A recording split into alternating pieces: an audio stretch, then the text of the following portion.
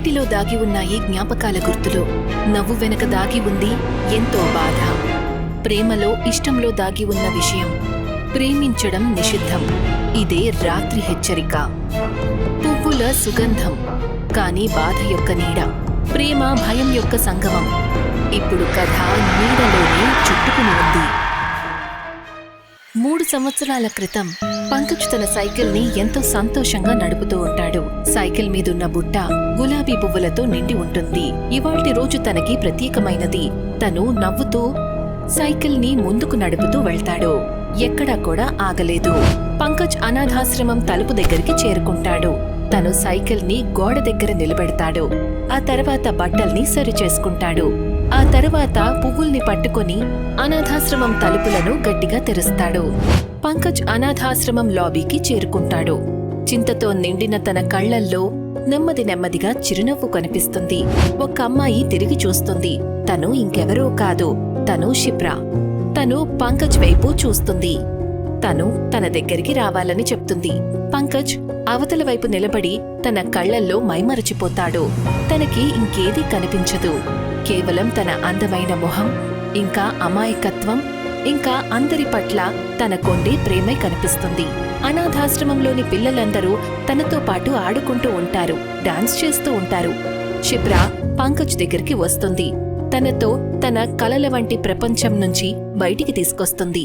అరే, ఏంటి నిలబడి చూస్తున్నావ్? అదేం లేదు, ఏం లేదు. షిప్రా పంకజ్ చేతి నుంచి పువ్వుల్ని లాక్కుంటుంది. సరే, అవి నాకివ్వు. అరే కానీ పంకజ్ ఏదో చెప్పడానికి ప్రయత్నం చేస్తాడు. కాని ఉన్నట్టుండి అంతా మర్చిపోతాడు. షిప్రాతో పాటు వేడుకలో పాలు పంచుకుంటాడు. షిప్రా పువ్వుల్ని తెరుస్తుంది. ఆ తర్వాత అందులో నుంచి పువ్వుల్ని అక్కడ చూసుకునే శిక్షకులందరికీ కూడా పంచిపెడుతుంది. ప్రతి ఒక్కరికి పువ్వులిచ్చే సమయంలో తను అందమైన చిరునవ్వు చిందిస్తుంది. అందరూ సంతోషిస్తారు. ఆ క్షణాన్ని ఎలా ఆస్వాదిస్తారంటే వాళ్ళకింతకు ముందు ఎప్పుడూ అటువంటి అనుభవం కలగలేదు అన్నట్టు. వేడుక తరువాత పంకజ్ ఇంకా షిప్రా ఇంటికి తిరిగి వెళ్తూ రోడ్డు మీద నడుస్తూ ఉంటారు. పంకజ్ తన సైకిల్ ని చేత్తో తోసుకుంటూ మాట్లాడుతూ ఉంటాడు. ఎంత సరదాగా అనిపించిందో కదా? చాలా. నువ్వు సంతోషంగా ఉన్నావుగా? చాలా సంతోషంగా. ఎలా అనిపించిందంటే ఇదే జీవితం అని, దీన్ని ఆస్వాదించాలనిపించింది. అలాగా? మరి మిగతాది? మిగతాదేముంది? ఒక మంచి జాబ్ కావాలి, ఒక మంచి పార్ట్నర్, ఇంకా ఒక చిన్న ఫ్యామిలీ. Life set. మరి నీకు ఎక్కడ దొరుకుతాడు మంచి పార్ట్నర్? ఆలోచిస్తాను. ప్రస్తుతానికైతే తెలీదు. నాకు తెలుసు. ఏంటి? పంకజ్ తన జేబులో నుంచి ఒక గులాబీ తీస్తాడు. షిప్రాకి ఇస్తాడు. షిప్రా నవ్వుతుంది. ఏం జరుగుతోందో తనకి తెలుసు అన్నట్టు. అరే ఏంటి? నేను సీరియస్ గా ఉన్నాను. మీ సీరియస్నెస్ చాలా లో బడ్జెట్ అనిపిస్తోంది కదా? ప్రస్తుతానికి. కానీ త్వరలోనే అంతా సరిచేస్తాను. అరే ఎందుకు నవ్వుతున్నావు? నిజమే చెప్తున్నాను. పంకజ్, నీకు తెలుసు కదా, మనమిద్దరం ఇదే ఆర్ఫనేజ్ లో మన బాల్యాన్ని స్పెండ్ చేశాము. నాకు తెలుసు మన కేర్ టేకర్స్ అక్కడ ఎంత వీలైతే అంత శ్రద్ధ తీసుకున్నారు. కానీ అంతటితో అంతా సరిపోదు. లైఫ్ లో ఇంత పెద్ద డెసిషన్ తీసుకోవడానికి ముందు నేను మనిద్దరం సెటిల్ అవ్వాలని అనుకుంటున్నాను. అంటే ఇట్స్ ఎ నో. నో అని ఎవరన్నారు? పంకజ్ చిన్నగా నవ్వుతాడు. అన్నట్టు నీ జాబ్ ఇంటర్వ్యూ ఉంది కదా రేపు, ఏర్పాట్లు చేసుకున్నావా? చేసుకున్నాను. చూద్దాం. షిప్రా తన కళ్లల్లో నమ్మకంతో తనని చూస్తూ ఉంటుంది. ఆ తర్వాత తన భుజం మీద నెమ్మదిగా ట్యాప్ చేస్తుంది.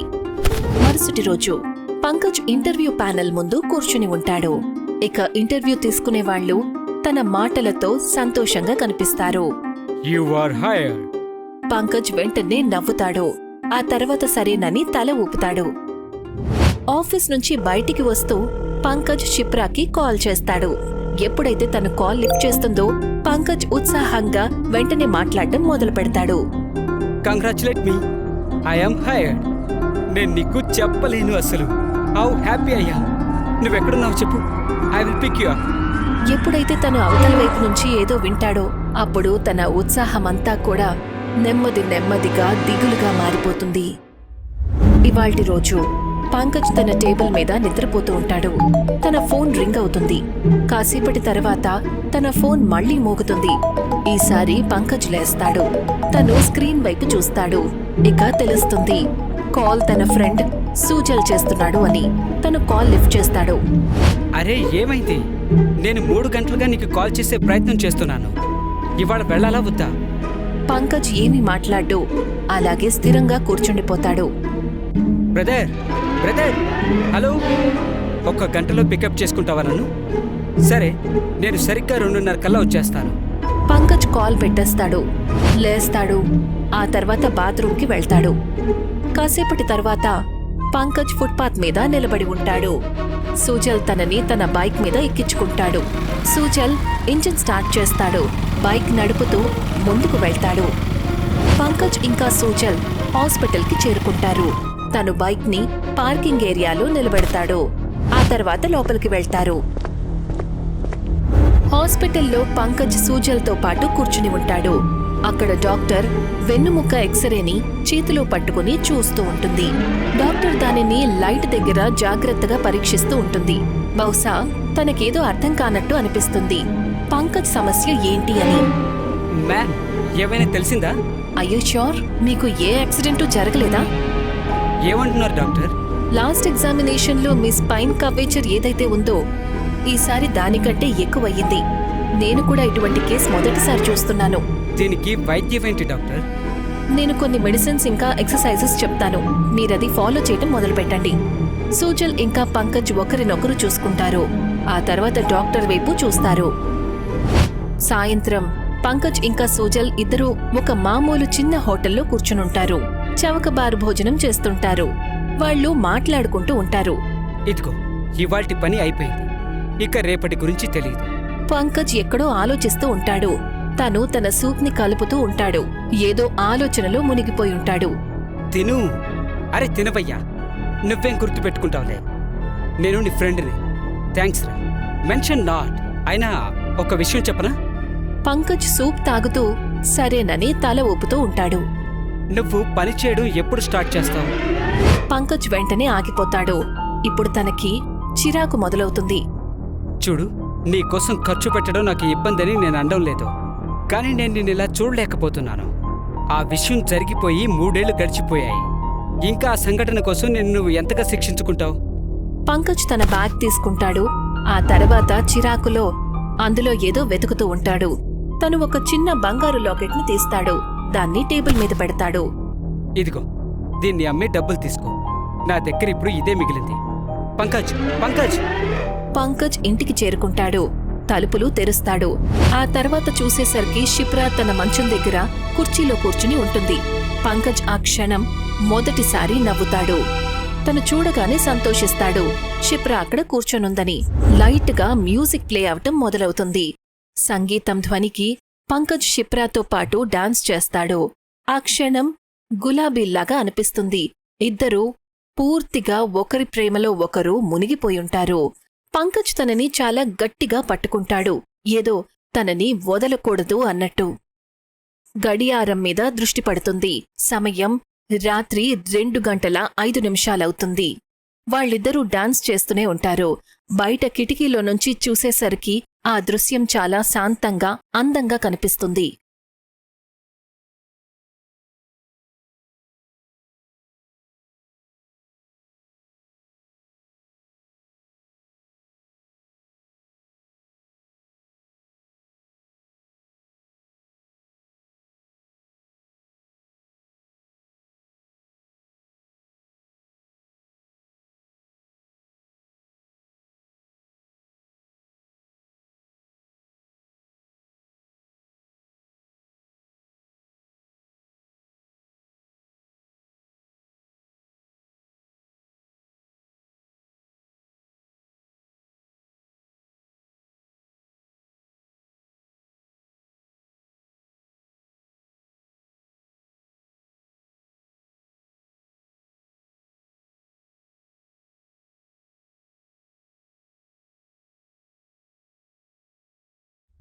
మరుసటి రోజు ఉదయం పంకజ్ తన గదిలో నేలమీద పడుకుని ఉంటాడు.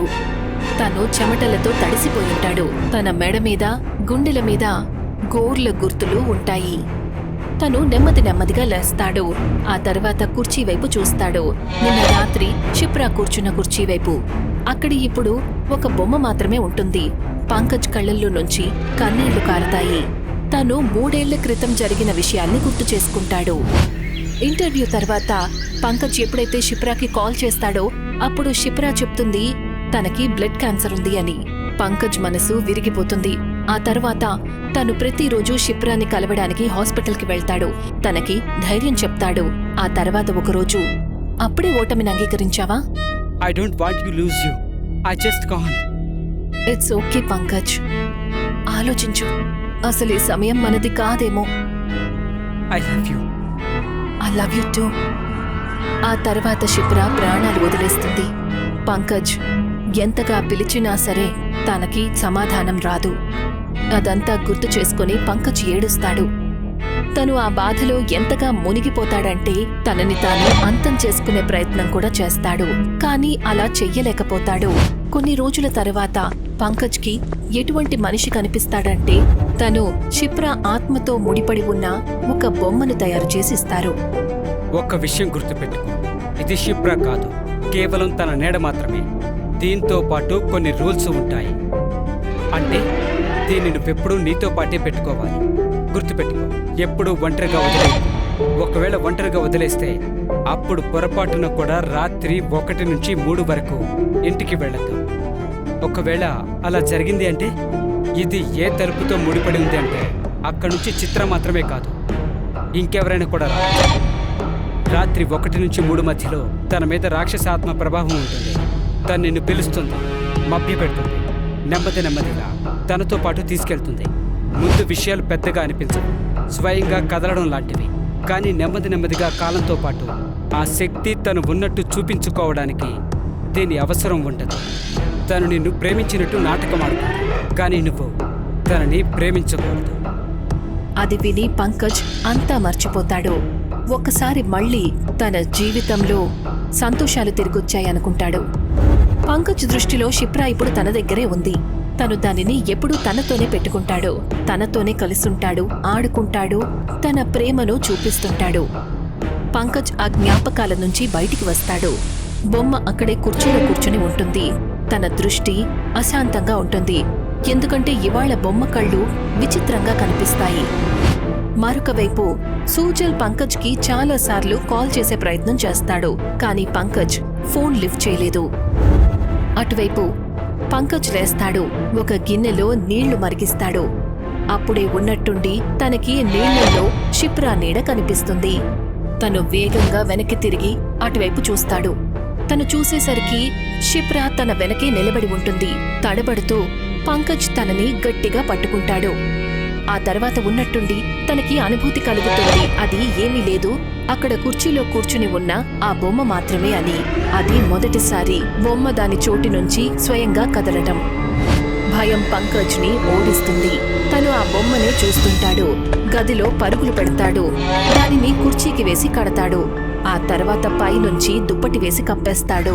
తను భయంతో ఆయాసపడతాడు. తన పెదవులు వణుకుతాయి. పంకజ్ మంచం మీదకి దూకుతాడు. తన మీదకు దుప్పటి లాక్కొని భయంతో వణికిపోతూ పడుకుంటాడు. పంకజ్ లేస్తాడు. తను చూసేసరికి షిప్రా తన దగ్గరే పడుకుని ఉంటుంది. తను వెంటనే తనని గట్టిగా పట్టుకుంటాడు. తన భుజం మీద తలపెట్టి ఏడుస్తాడు. ఎక్కడికి వెళ్ళిపోయావు నువ్వు? నేను భయపడిపోయాను. ఇక నన్ను వదిలి ఎక్కడికి వెళ్ళదు. ఎప్పుడు వెళ్ళను పంకజ్, ఎప్పుడు వెళ్ళను. ఇప్పుడు నిన్ను నాతో పాటు తీసుకెళ్ళడానికి వచ్చాను. పంకజ్ మొహం మారిపోతుంది.